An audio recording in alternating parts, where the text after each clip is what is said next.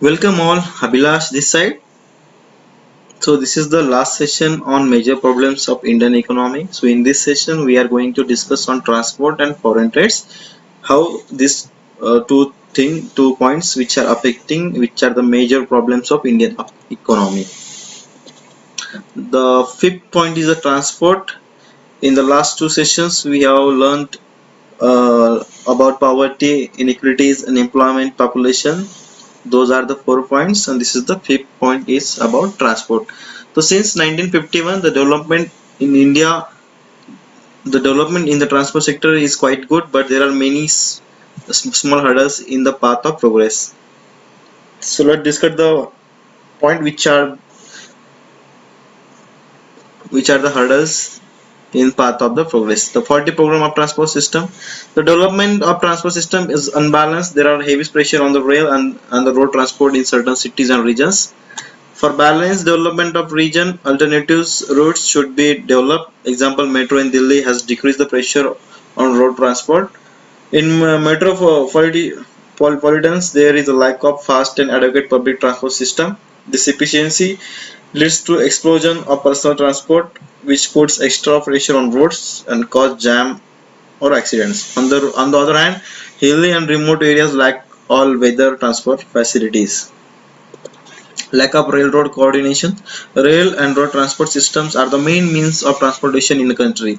So these two should work in coordination. Generally, it is not so. Example, in 1951, the shares of road transport in freight traffic and passenger traffic was 11% and 26% respectively.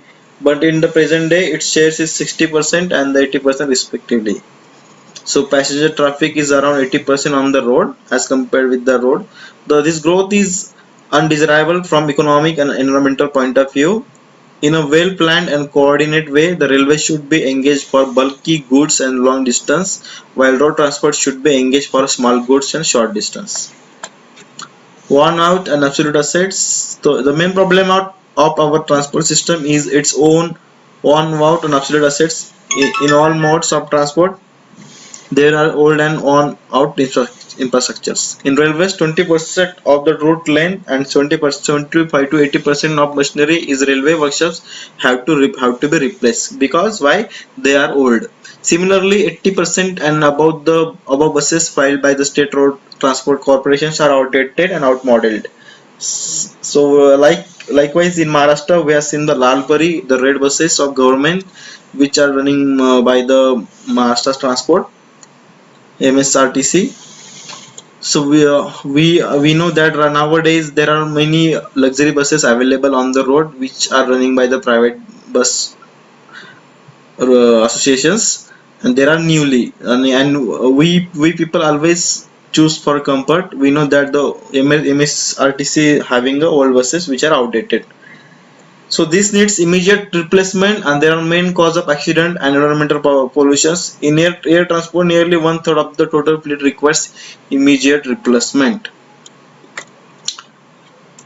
Transport, the fourth is improved technology, modernization and use of latest technology in transport system is the need of hour. In rail and the road transport system, we are using age-old technologies, so our progress is slow. Our road construction is of substandard and it is increased wear and tear of vehicles overhead expenditure. Our engine design, old signaling system and multi-axle vehicles and worn-out tracks are the main problem of railway transport. So various steps for solving the problems of transport. Development of additional road capacity. This is one of the most commonly adopted method of combating road congestion in the medium and small towns. So districts of larger centers is the construction of bypass of divert through traffic. This practice has been followed throughout the world, including India. So mid 20th century planners saw the construction of additional road capacity in the form of new and improved highways are the acceptable solution to congestion within major towns and cities. The second step for solving the problems of transport is traffic management measures. So temporary and partial relief from road traffic congestion may be the gain from the introduction of traffic management schemes involving the reorganization of traffic flows and direction without any major structural alteration to the existing street pattern. Among the most widely used devices are the extension of one-way system and the phasing of traffic light controls to take account of traffic variations and restrictions on parking and vehicle loading on major roads. The effective use of bus services is also the one of the important steps to solving the problems of transport. Many transportation planning proposals are aimed specifically at increasing the speed and schedule reliability of bus services. Many European cities have been introduced bus priority plans in an attempt to increase the attraction of public transport. The bus only lines with the against the direction of traffic flow and are designed in heavily congested roads to achieve time savings. Although such savings may later be we can see, but when buses enter inner city areas where the priority lanes are intersections and certain streets may be restricted to bus only. So particularly in pedestrian shopping zones where entirely new towns are planned, there is an opportunity to incorporate separate bus network within the urban road system. Likewise, every city has to introduce their own city bus to solve the problem of transport. Parking restrictions, as we have seen, it is not possible to provide sufficient space for all who might like to drive and park in the central areas of large towns. Parking thus must be restricted, and this is the usually done by banning all day parking by computers or making it prohibitively expensive. So restrictions are less opaque so that shoppers and the other short-term visitors who would benefit the economy of the center are not deferred. City authorities can thus control public car parking places, but many other spaces are privately owned by businesses and reserved for the particular employees. So this thing you have seen when you visit any company, the if company is holding any space in front of their office, in front of their production, they will keep that space for parking only, and they will allow their employee to park their vehicle in that particular parking only. They will not allow other people, outside people, to park their vehicle around that property. The promoting the bicycle, this step we have seen, we are experiencing from last 5 years. The benefit of cycling have long been recognized. The cycle is cheap to buy, run, and is in urban areas often to quickest door-to-door mode. It is beginning from a transport, being a noiseless, no non-population, energy, space efficient, and not threatening to most other roads users. A pro-cycling city would promote fitness among cyclists and health among non-cyclists. Cycling is thus a way of providing mobility which is cheaper for the individual and the society.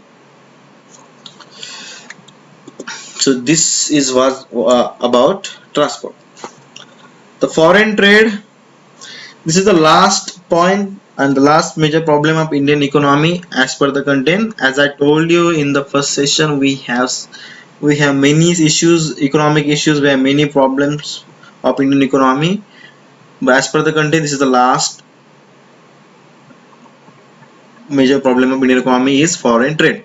The foreign trade has played an important role in Indian economy's growth in the past 2 decades. It has enhanced competitiveness, expanded business opportunities for domestic market by removing unnecessary barriers. It made easier for India and the US to export and import.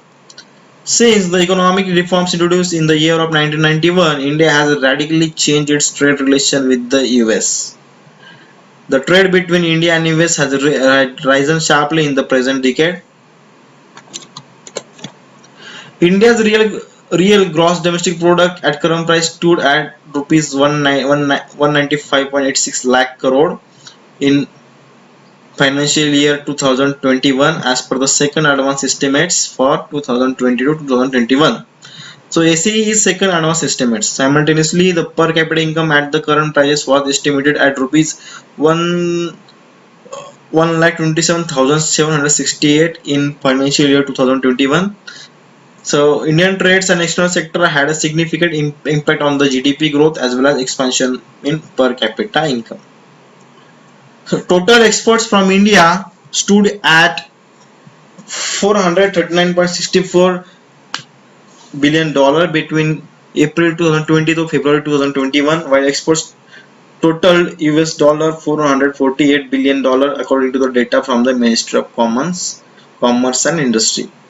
So merchandise exports stood at $256 billion in 2020 and 2021. So you can read all the figures here.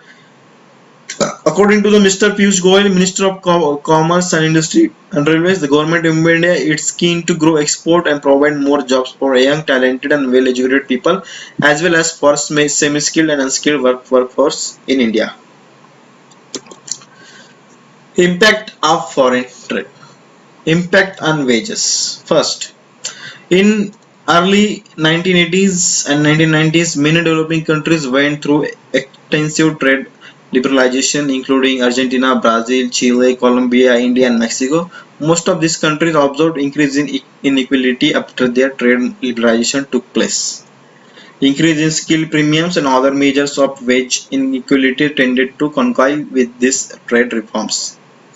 However, the positive correlation between the trade and wage inequality is less clear when the actual causal effect is considered. In India, for example, tariff reductions were found to increase wage overall, and the effect was more pronounced for unskilled workers. As a result, the distributional effect through the wages was pro-poor, with the largest gains experienced by households with the lowest per capita income. So foreign trade directly affects on the wages. Impact on consumptions. In developing countries, consumer products that are internationally traded constitute a very important portion of a household budgets. So these changes in their prices therefore have a significant welfare effects. One of the most important tradable product categories, food and beverage, may constitute the entire budget for the poorest households. This budget share of food is lower in developed nations and where incomes are higher, according to the US Department of Agriculture Economic Research and Service. Limitation and gaps. There are many components of household welfare that can potentially be affected by trade policy, which are not captured by the approach taken in this article. So these channels may include remittance and agriculture profits, as well as the other welfare effects through changes in education and healthcare status. A different quality. Households choose different varieties of each product, and the imported variety may be of a different quality than the locally produced variety. For instance, poorer households may choose lower quality product at a lower price. Right. So while the variety choice may have additional welfare effects, assessing the price impact for which variety is difficult. For this reason, the price effect should be interpreted as the average price effect across all varieties of a given product. Road ahead. How we can come over from the major problem of foreign trade. India is presently known as one of the most important player in the global economic landscape. Its trade policies, government reforms, and inherent economic strength has attributed to its standing as one of the most sought after destination for a foreign investment in the world. Also, technological infrastructure development being carried out across the country are just well for the trade and economic sector in years to come. The government of India has been working on striking important deals with the government of Japan, Australia, China to increase contribution towards the economic development of the country and growth in the global market. India has the potential to increase its goods and service export to Australia by $15 billion by 2015 and $35 billion in US by 2035. So thank you.